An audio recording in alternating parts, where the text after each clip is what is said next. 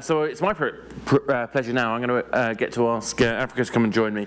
We're going to have a night, what we call a fireside chat, which is basically a nice conversation about the role of data science versus design.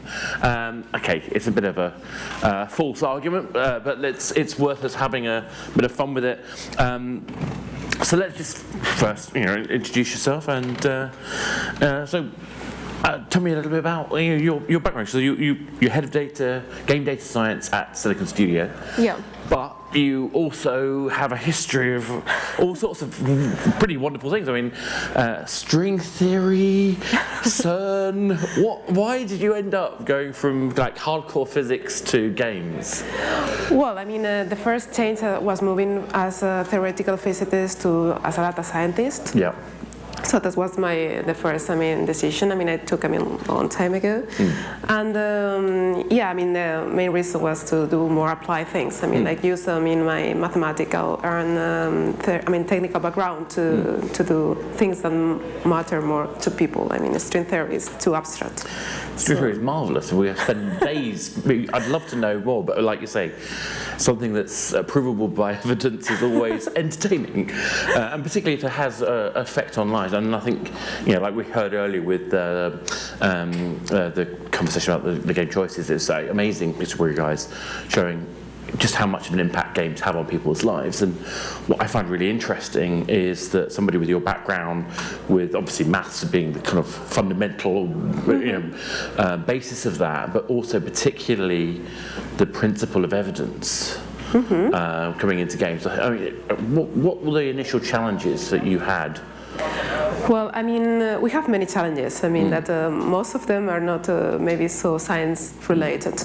But what we are doing, since from Silicon Studio, Yokozuna Data, that is the unit that I lead, is to apply, actual machine learning models, to predict and understand player behavior. I think, we are filling a gap, that is still missing in the game industry. That I'm very, very surprised about that, because the quality of the data, in the game field is extremely rich. It can be useful, to understand, human behavior.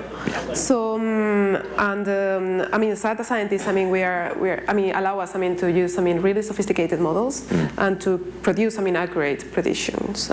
So something that in other fields, that they are also, data-driven industries, they don't take, so much advantage because they don't have such a strong, quality of data. I think it's a really important one because I think back to when I was working at PlayStation Home. So Sony, you'd think, would be quite advanced, but I'd come from a telecoms background. So in mobile operators, and I used to work for BT before that. So I'm used to being in an environment which is hugely data rich. That can see what people did, how much time, the engagement, and how much they spent, and be able to analyse that and look at patterns and go, oh, that's how we make a decision. And I turn up at Sony thinking, okay, that's how we work. Nothing. No data capture at all. They were just starting at that time. To be fair, I'm being a bit unfair, but to be fair, they just started to use heat maps. Okay. So they were working with Killzone and actually trying to think about where people were when they shot the gun, and then where people were when they got killed in the game. And that was at the time we're talking about 2008.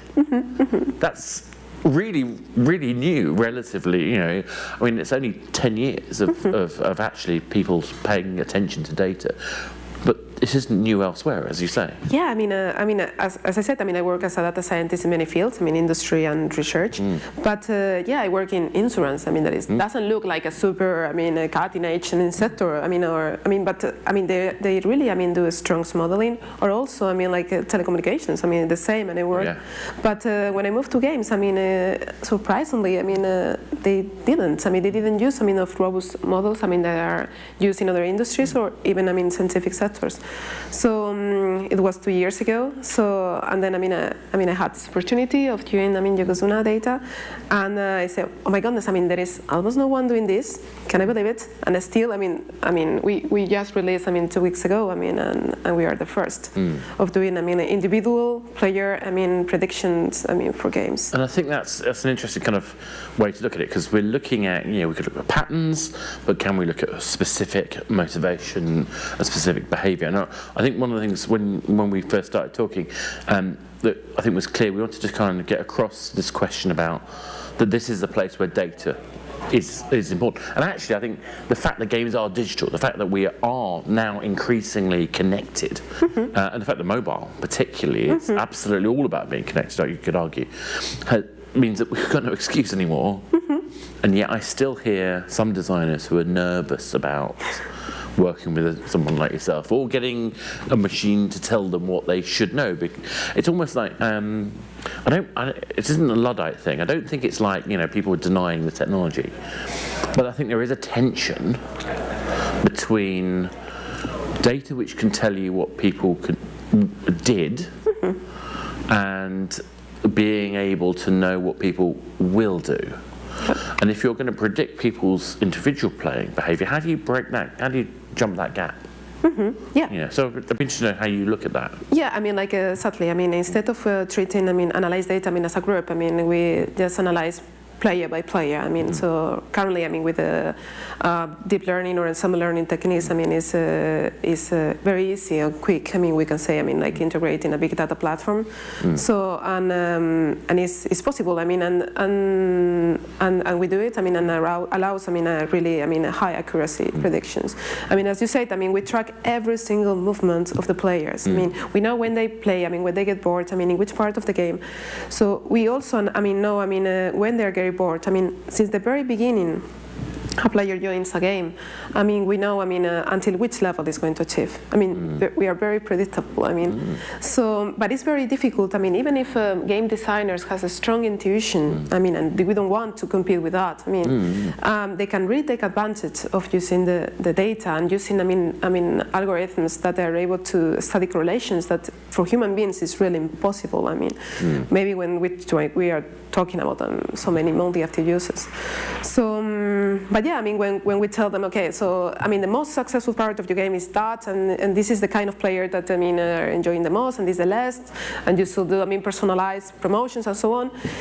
Yeah, some of them, or most of them, they are very skeptical and they don't trust it. Or I don't know if they don't trust it or if they are afraid of someone. Yeah, well, there's obviously that kind of question about, where does the line draw? And I think if you look at some of the historic attempts to think of particularly, had a very big focus that the data could solve all the problems, and of course they didn't solve all the problems. And I think this is where in fact, maybe it's worth sort of stepping back a little bit and thinking about the definition of what a designer does, because I think actually we're a little bit, kind of vague about game design and what it means. And I don't think it's just about kind of like coming up with mechanics. I think it's actually about problem solving. And for me, if you're a problem solver, you want information. And so you want to be able to say, okay, here's the flow of the game. Here's how a typical player path will look. I can look at individual players and compare them to that model and then make predictions based on the data of how they behave. But the data won't tell me what changes to make necessarily.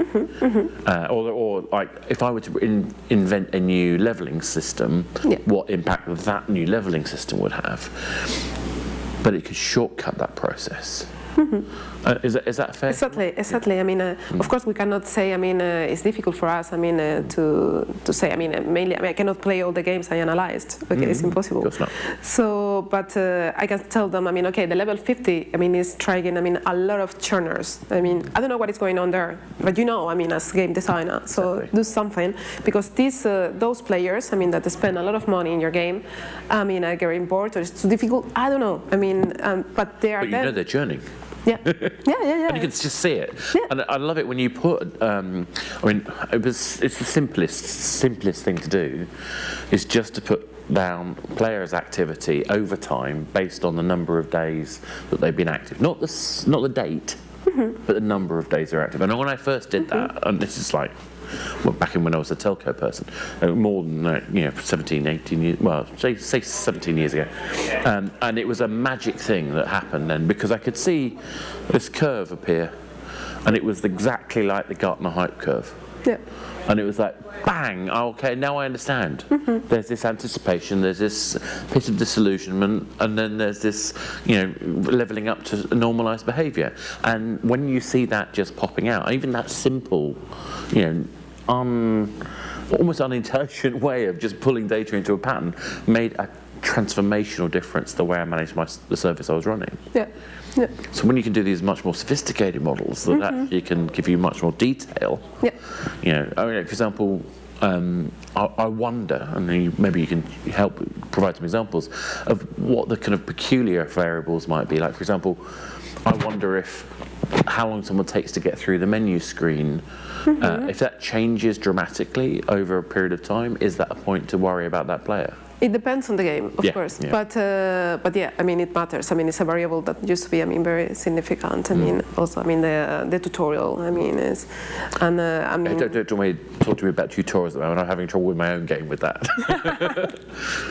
But that's exactly it, isn't it? Yeah. I mean, from the beginning, we focus a lot in features that explain the behavior at the beginning. Okay, in a very early stage. I mean, in 1 week, we can classify those players that are going to be, very loyal or very, guys, who are going to quit, very soon, and those, that are going to be, high spenders. That doesn't need to be the most loyal ones. So. But isn't there a point you kind of need a critical mass before you can really make this work? Yeah. So where does the designer need to start working with, say, a data scientist, or at least some data framework? From the beginning. This is very important. Everyone says from the beginning, and I agree with you, but it's what is it that we're trying to do at which stage? That's the question, really. So, in order to have an accuracy, a decent accuracy, in our predictions, even for time series or, like an item recommendation, I think 2 months. Okay. Is minimum. We work a lot, with big data, but also with small data. Okay. This is very important. That because many of our, the companies that we work with, they are very interested in testing, experimental, games. So they want to see, how they are going to behave. So we are focused on that as well. And it is interesting if you take, let's say, a Supercell, how is it going to do a longer period of time? Was it Dawn of Titans? Been a long time in soft launch. And it's interesting how the bigger companies with the bigger budgets do spend a lot of time doing these things, and yet you take a team like Gram Games, and they will do a prototype in 2 days. They'll put it on the market and they'll let it run, and they'll do that for months. And then when they find the one that sticks, that's the one they're going to develop. And so the data analysts work that they're doing is really just looking at App Store data. And they're not necessarily looking at each decision point within. I spend a lot of time thinking about how you map out the data model for a game. So do you have any kind of particular advice? Do you have any particular advice for how people should think about their game so it's useful? Every game is of course different. But taking the information of the data, for efficient game development, is very important, and accept, the surprise that the data are going to give you, because many, developers, designers, when they see something that is strange for them, it's not what they expect. They are more afraid than ever. So this is the moment, that you are learning and you're discovering, parts of your game that maybe were, you thought they were successful and the other way around. So learn, with the data and be humble. I'll give you an example of the sort of thing I'm thinking of, because obviously as a designer I want to think about the decision points of a player, and so there's a technique I kind of picked up. Where I look at the whole process as a design act. Building a data model is a design choice in many ways. And you could just try and say, okay, every point where there's a variable, let's save every variable at every timestamp, and that can get a bit messy. So instead, I tried to look at it using a method called HACCP, which is a thing from the food industry, so hazard analysis, critical control points. We work with hazard analysis. So I think it's a really useful. Wow, I'm impressed. I did some stuff for the food industry a long time ago, and it was really interesting because if you think about it like this, so the premise is basically what hazards are you likely to encounter? And this is something that was devised by NASA. You probably know this, but NASA and Pillsbury to make the food for the Apollo missions. And the idea is that you work out where the hazards are in the process to deliver the food. So, you don't want to have little bits of metal in it, so you have to do a metal detector. You don't want it to go off, so you need to make sure it's sealed in the right stage. You need to make sure it's pasteurized, whatever it is. You work out what the hazards are, but then you work out where are the moments where it's appropriate and valuable to test. There's no point in testing for metal at the beginning of the process, because the machinery that you build this, create this food with, could drop could drop a washer into the food. And I could spend ages talking about it, but the point for me is looking at player behaviour as a flow. For me, is critical to that.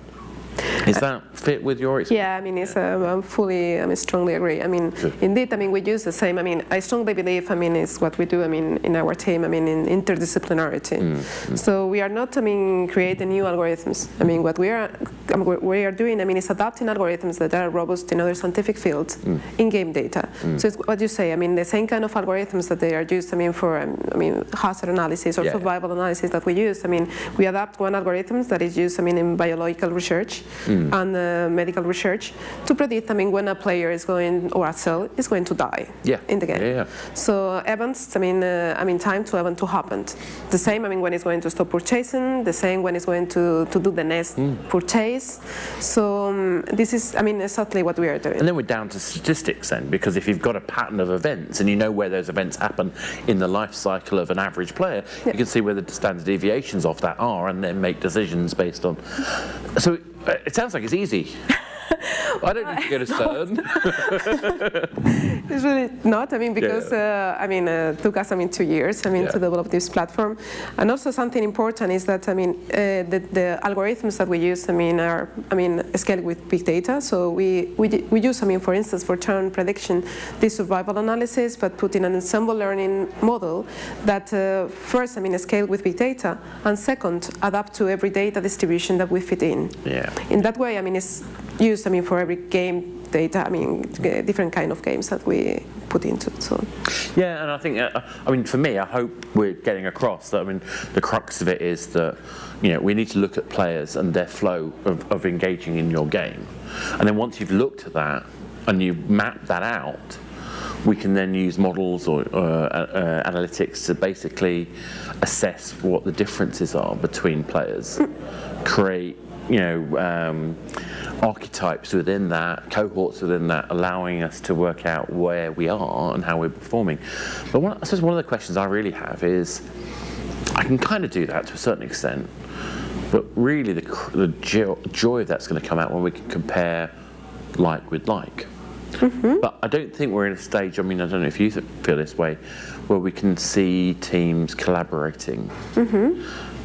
But even if they could, would it be useful? So if you have two games that are relatively similar, could we benchmark that in a way that's useful? Yes. And how does the sort of machine learning? Our algorithms learn. Even if we, if we have different companies, at the end, our algorithms learn. And what's the whole point of machine learning? And then, for instance, we have strong models. That running. For Japan.